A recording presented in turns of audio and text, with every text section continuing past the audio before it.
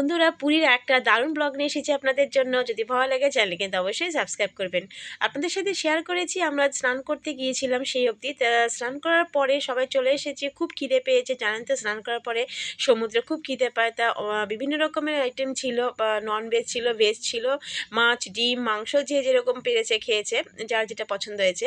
খাওয়া দাওয়ার পরে একটু এসে শোয়ার পরে বিকেলবেলা আবার আহিলের বায়না, মা চলো কিছু খিদে পেয়েছে।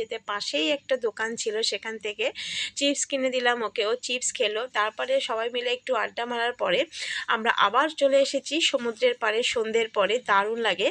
আর সেখানে এসেছি, বিভিন্ন রকমের কেনাকাটা ছিল একটু, তারপরে বাচ্চাদের বায়না এটা খাবো ওটা খাবো, সব মিলিয়ে সন্ধ্যেটা সত্যিই খুব ভালো কেটেছিল।